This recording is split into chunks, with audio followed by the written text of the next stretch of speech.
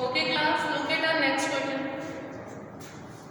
A car is traveling with a uniform speed of 72 km per hour. Find the distance traveled by it in 20 minutes. As you can see on the board, the question is saying there is a car that is traveling with a uniform speed.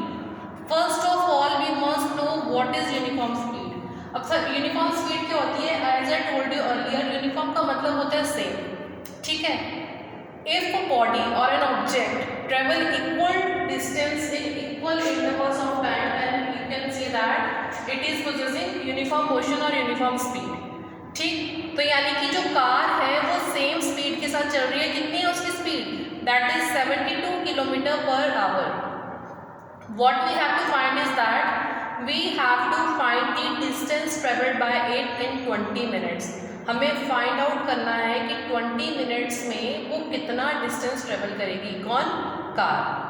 As I told you in previous question as well, अगर आपको unit same उसमें दी है तो आपको क्या करना है? उसे कन्वर्ट नहीं करना है.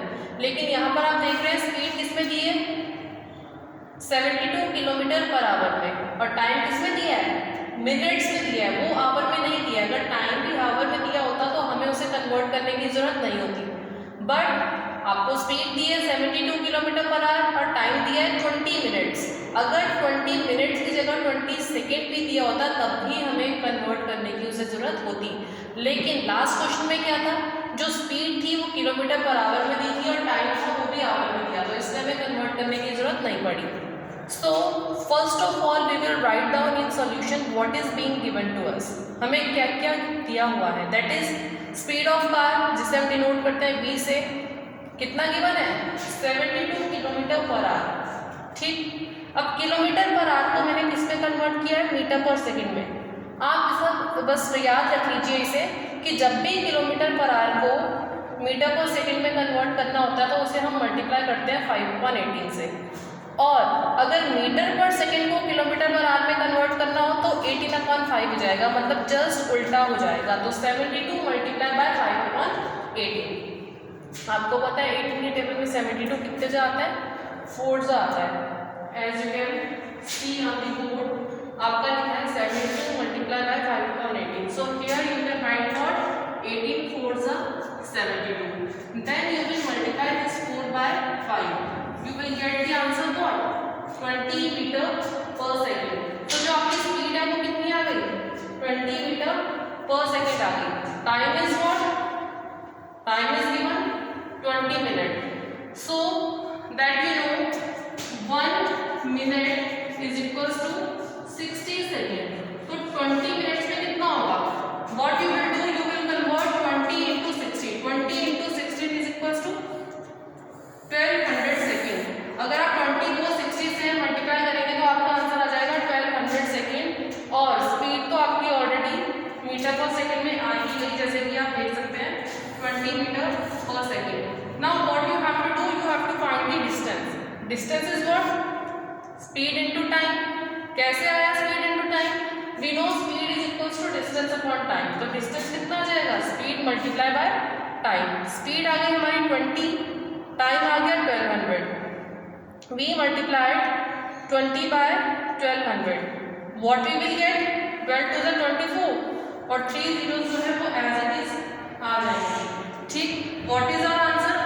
Answer is 24,000 meter. Now I have to convert meter into kilometer. What I will do? I will divide it by 1000. मुझे पता है कि 1 किलोमीटर में 1000 मीटर होते हैं और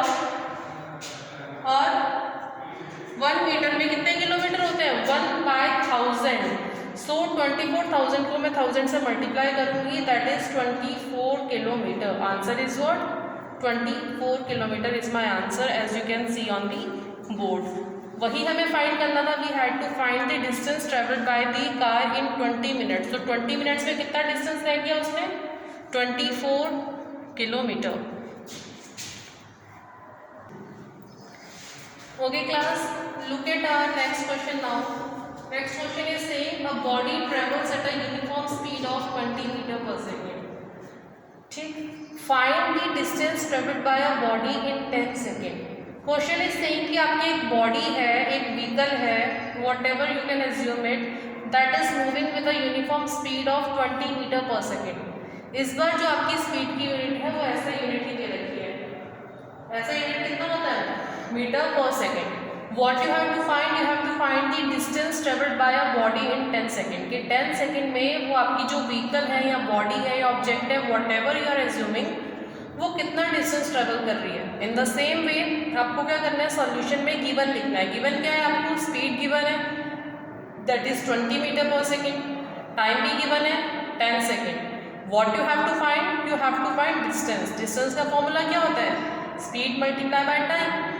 इस बार हमें कन्वर्ट करने की ज़रूरत नहीं है, क्योंकि दोनों चीज़ें, स्पीड भी और टाइम भी, दोनों ऐसे यूनिट में दिया हुआ है। वो भी मीटर पर सेकेंड में है और टाइम भी सेकेंड में है। So what is the distance?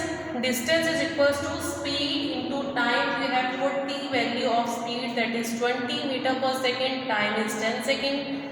Then we will find the product of both, or we can say we can find the product of or multiplication of both, that is 20 multiplied by 10. Answer will be 200 meters. So the distance traveled by that body in 10 seconds is what? 200 meter. And that's all for today. Fine. So what we studied today? Today we studied about scalar and vector quantities. Scalar और vector quantities के बारे में हमने क्या पढ़ा? कि the quantities that have only and only magnitude are known as scalar quantities. For example, speed, mass, and distance. In the same way, we studied about vector quantities. What is a vector quantity? The quantity that have magnitude as well as direction. And what does magnitude mean? Magnitude means numerical value. ठीक, numerical value यानी कि number that may be 5, 10, 200, 600, 20, and direction is when you are having direction. ठीक, अब speed आपकी कौन सी quantity है? As you can see on the board, speed is what? Speed is the scalar quantity and velocity is what? This is the vector quantity, because velocity has what? Velocity has magnitude as well as direction. जो आपकी velocity है उसका magnitude के साथ साथ क्या होता है? Direction भी होता है. That's why speed is what? Speed is a scalar quantity and velocity is what? Velocity is a vector quantity. Understood? ये हमने आज की अपनी क्लास में पढ़ा. In our next class we will study about average speed and average velocity. But let me tell you one thing very clearly, before solving any question or before solving any numerical, you have to write down the formula. For example, speed is what? Speed is equals to distance upon time, and velocity is what? That is equals to displacement per time taken. What is displacement? Displacement is the shortest distance between any two points. For example, this is point A, this is point B. This is displacement and what is distance? This is distance. जो उसने रास्ता तय किया है in a real value, that is distance.